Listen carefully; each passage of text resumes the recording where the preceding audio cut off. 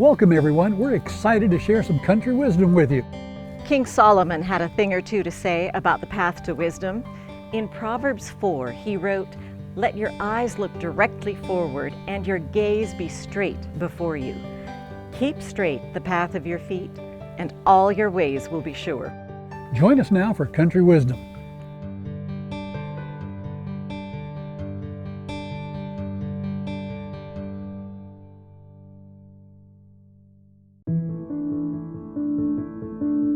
You wave goodbye to your husband, you see your dad, and you can't figure out what's going on. The bus leaves. Now what's the next thing that happens? You're on the bus heading on a tourist vacation. I think everything with that excursion was miracle after miracle. But when we went to in Bulgaria, because Romania was here, Bulgaria was the next, and next was Turkey.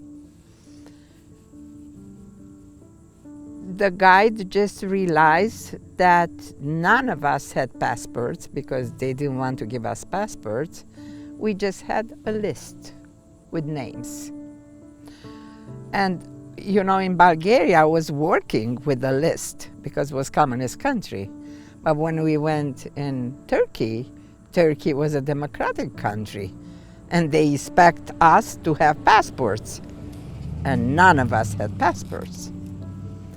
Then we've been waiting, how many hours, Mommy? Maybe 8 hours. Hours, yeah. To the Border. To receive the okay. But the guide came to us and said, probably we have to return back to Romania. That was a very hard moment for us because we were thinking we went through all this. And now all our hopes, they were gone. Then we've been praying and said, Lord, you can do a miracle. You can do something, for us.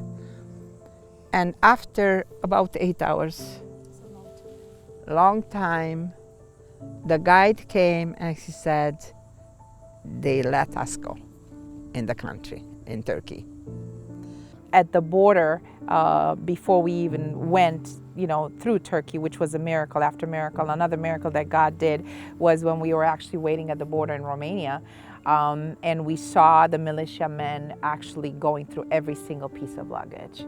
And I remember, these were armed men. They were going through the luggage, and all I could think of was what was going to happen if they discovered the camera. The camera and the Deutschmarks in the camera. And they were literally just emptying, the luggage of the people and just making a mess of everything, sometimes on the pavement. And when our turn came, I remember that they barely looked inside. And it was at that moment that I realized, wow, God, you are with us. You haven't, you are with us, because these people they barely looked inside in one bag, because we had two. In one bag, they barely looked and they said, okay, thank you. You're good to go. And so I think no one could have possibly imagined that a mom with a 14-year-old would even possibly think of defecting. But I saw God's covering through that process. But then right before the bus left, once again, these militiamen came up, and like my dad said, there were informants in the bus. They knew exactly what to look for. And they watched this man, and this man didn't have any luggage with him. He only had a bag, that was, on his shoulders. And so as we were ready to leave, we thought we were done.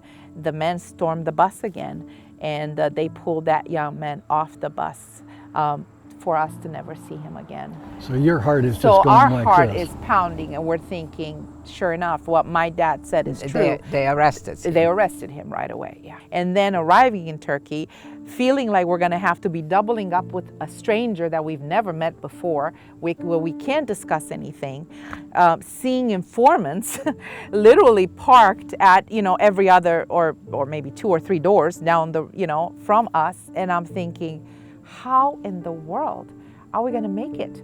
How are we going to be able to separate ourselves from the group? How is this going to happen? And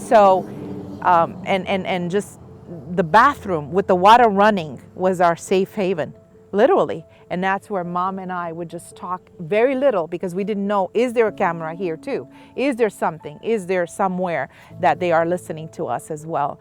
And so, and then yet, you know, through the process, we were supposed to go to the bazaar, I think the second day, and everyone got sick. Everyone got sick with a stomach virus. And so they changed the plan. And even in that process, just thinking about that, they changed the plan. So the bazaar, which meant that everyone was free to go and spread and go shopping and look for stuff and then meet again. That trip then was postponed to the last day, being in Turkey.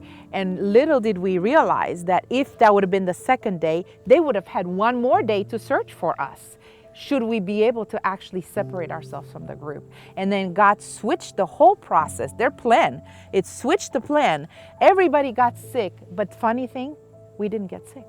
Amen. We did not have a stomach, Amen. virus. We were fine.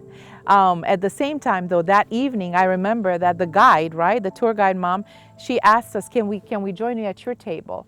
And remember what she said to you? Yeah. And she was just... she said, I am so glad that nobody is defecting in this group. And Esperanza was by me, and I stepped on my foot. Stepped on her foot, not to have any reactions somehow. Yeah. So the plan is formulating. So finally, my mom is telling me what we're going to do. She said, okay, tomorrow we're going to the bazaar.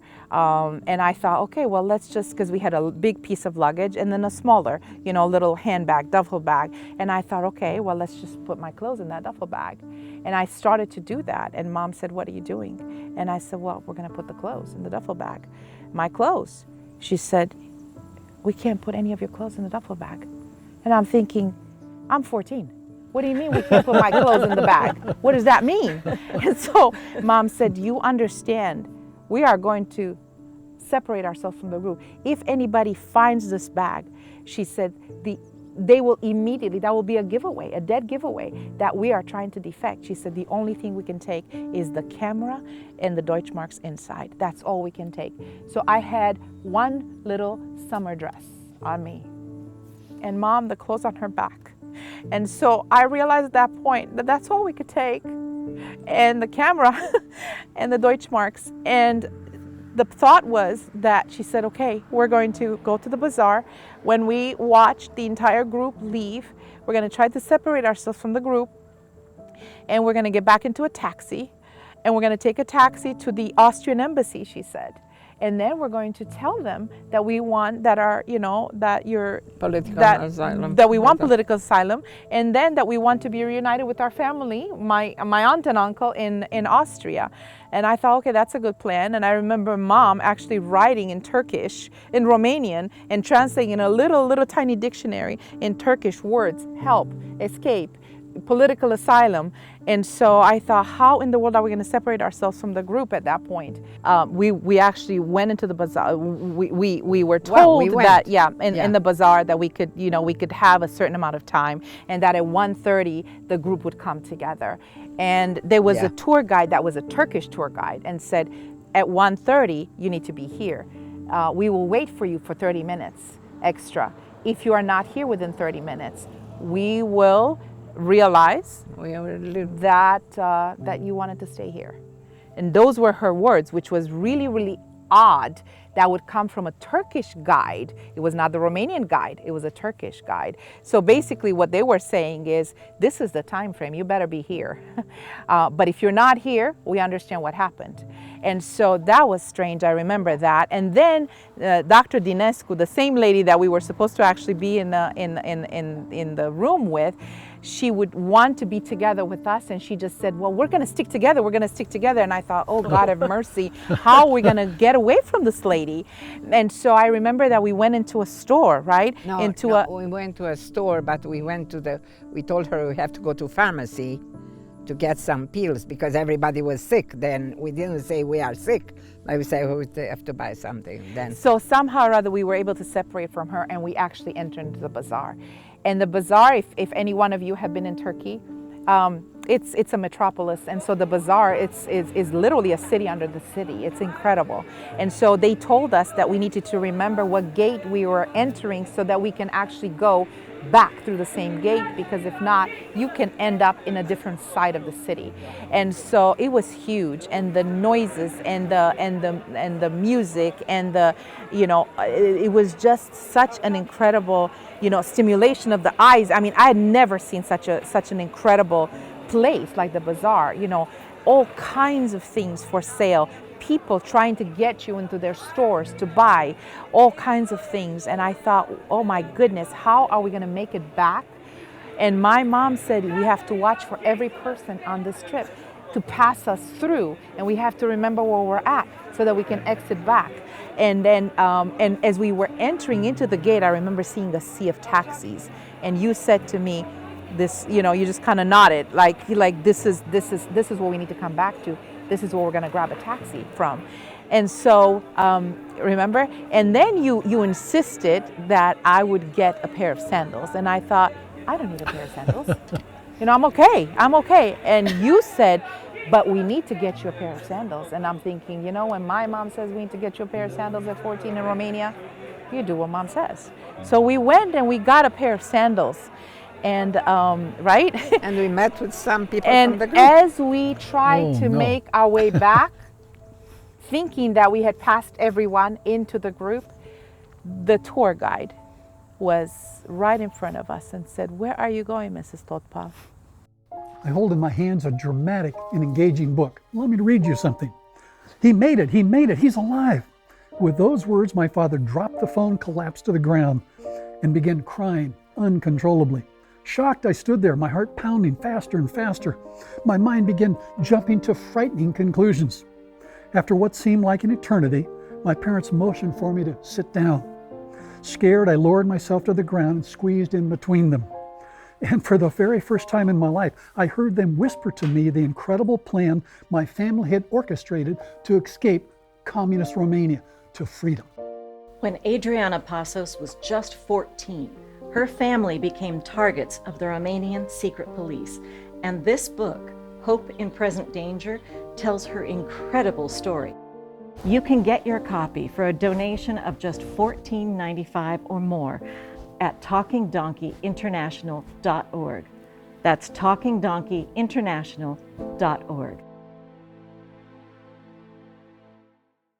When we saw the guy there, was very difficult. But I think God again, gave me the presence of the Spirit. The wisdom. The wisdom, to be able to answer, because, and was a wonderful thing because I made Speranza to accept to buy those sandals because we show it to her, and we went to the pharmacy, right? We decided to go to the pharmacy, because everybody knew that was a situation, but we weren't affected. Then in this way, we just went out, and that was the reason how we presented to the guide and said, okay, see you later, we left. So I think that for me, I remember that when I saw her, I felt like my feet just stepped into glue, because I thought, what are we going to say? And it was those sandals. You said to her, Mom, you said, oh, look at the sandals that I just got for my daughter. We want to go back to the same store, and it's around the corner if you want to check it out. It's an amazing space, and we just wanted to look at something else again. And then we went to, and in addition to that, we need to go and find a pharmacy. And so it was that kind of an answer. But I remember my heart just getting ready to come out of my chest, because I knew that what we really wanted to do was actually move further, closer to the gate. And I think the fear also, Mom, being into that bazaar and the sounds and the smells and the sight was just so overwhelming. People trying to get you into their stores And then I think for me, it was the fear, if we get lost here, we will never know how to get out. What are we going to do? How are we going to get out? As we stepped, into the light, as I remember, there's the bazaar, it was dark. Yeah. And so stepping into that light, it was almost like, we could take a breath at that moment to know that, wow, there's one more step and maybe one more step and one more step that will get us closer to freedom. And getting into that taxi was the first taxi that we saw. And as the taxi, I remember you giving him this little piece of paper that you had written, Yeah. in Turkish. We want to go to the Austrian embassy, political asylum. And so the taxi going around and around and around, I thought, what is he doing? Is he lost, or does he just want to take our money?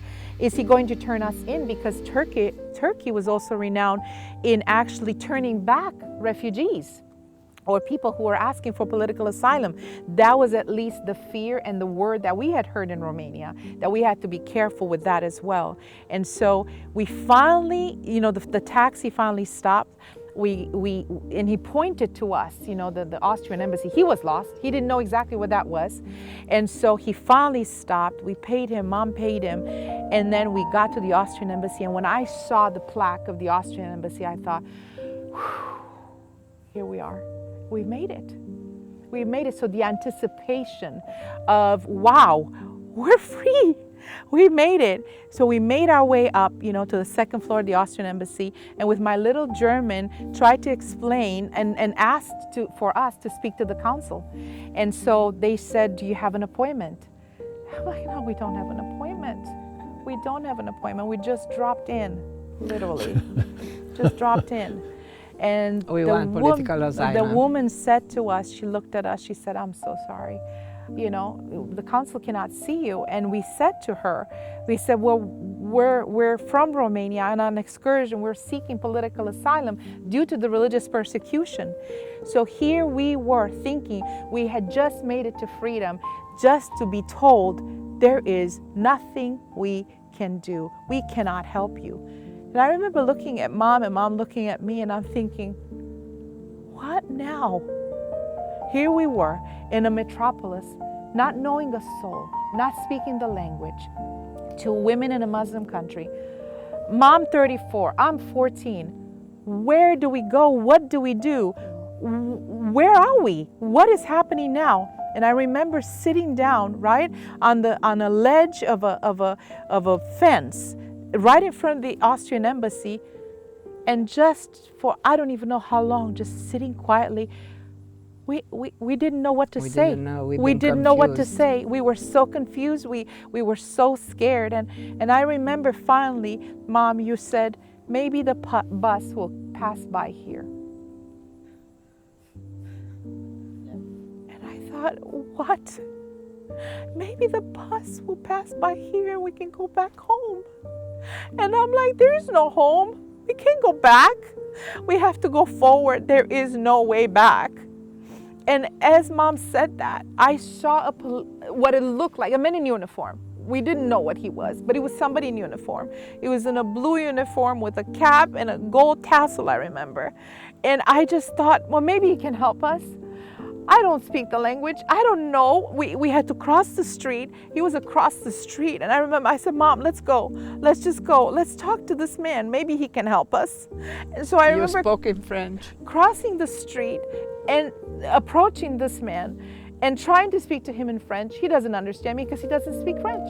But I did say political asylum. I said, asile politique in French. And so he looked at us and he said, come with me in Turkish. And he just motioned to us because I couldn't understand what he was saying. He didn't understand what I was saying, but he figured two women in a Muslim country, clearly we were not from there. Clearly we were lost. Clearly we were helpless. I don't know what our faces must have looked like. I don't know what the fear, he probably read the fear in our faces. And so he took us around. We didn't realize that around the corner, there was actually a police station. And so we tried to explain to them. They asked us if we spoke English. We didn't. They asked if we spoke German, very little. But I told them French. I speak French. And so they motioned us to follow them, now 3 men coming with us. And then That they was a took scary moment. they took us, right? They took us to a place, and it was you know, several blocks away, and it was a building, and the building had steps going subterraneously down underneath the ground. And so I remember just they motioned us to go down, to follow them. 3 men, Mom and I, in subterraneous steps, you know, just going down into where it looked like an opening of a door. And I'm like, what Da are they fum de going to cigara. do to us? What are they going to do with us, to us? And so one Just of them, men. just men, Just no men. women, no women.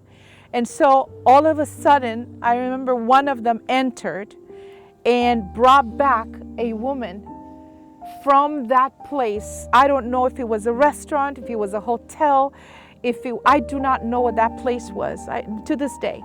And this woman came and she started speaking French to me, and she asked me, you know, tell me what you need.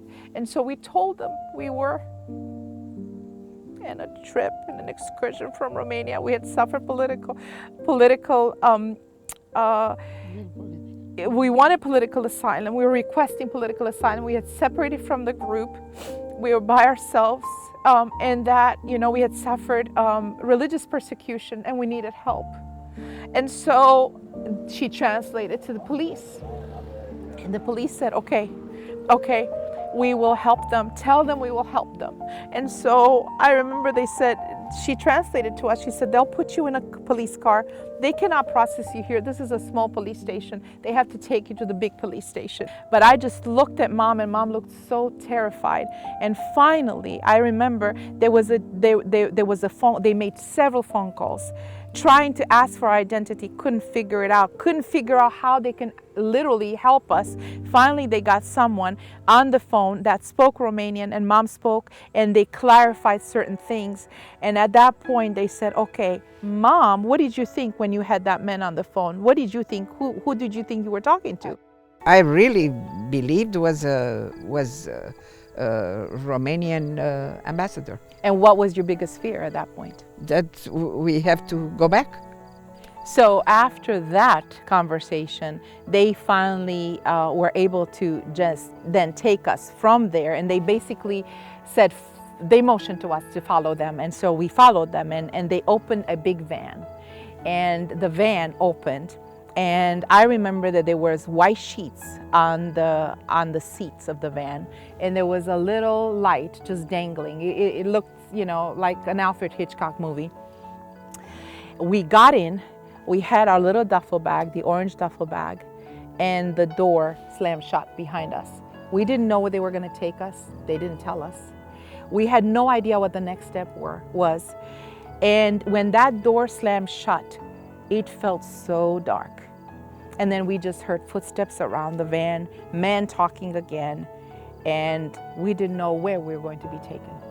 And so the trip continued on for what seemed like a very long time, through very uneven terrain. We were wondering, where are they taking us? What are they going to do to us, remember? And I remember just clinging onto you and saying, Mom, it's so dark in here. And you said, Mommy, they're gonna kill us? I said, no. I said, definitely not. God is with us. This is what I told her, because I realized, you know, her fear. But I was scared also, because I said, you know, why we have to be in a closed van like this? You know, I didn't realize. There were no windows. The No only thing, windows and I remember at you all. telling me there was a little grill in the corner of that van. And I remember Mom saying to me, she said, I want you to focus. She said, look there. She said, there's a little bit of light that you can see through that grill. She said, if you can just focus on the light, the darkness will disappear. Just focus on the light, honey. Just focus on the light. And I remember the leitmotif. It was just constantly the refrain that Mom would say, God is with us. God is with us. He promised He won't leave us. He promised He won't leave us. Don't fear. Don't fear. God is with us. And then after what seemed like an internal trip, That was we heard a terrible noise. I really figured, I thought this is a prison. Definitely, you know, the way how you read, you know, in stories, like, you know, I said, what is this? This doesn't sound like embassy or something, you know, this is like a prison. And the chauffeur, the guy, I mean the driver came. No, opened the well, we doors. heard the sound of those gates opening. So it was like the sound reverberating, like Yeah. boom, boom, boom, you know, and then the car moving inside, wherever this was, and then the sound of the gates shutting behind us. Behind us, yeah. Again, boom, boom, just reverberating sound. And it was at that point that I told Mom, I said, they're gonna kill us. I said, we're gonna be in prison, they're gonna kill us here. And then after that, the van stopped. Yeah. And then what happened, Mom? Then he came, the chauffeur, he came, the driver, he opened the door, and never I would forget that gentleman which came in front of the door, open. He was smiling and he said, "You're welcome, Mrs. You are an American soil." Wow. And I saw in the corner of the room American flag. And he realized how scared we were. Because he said, please don't fear, you know. You don't have any reason to be scared, you know, you are an American soil.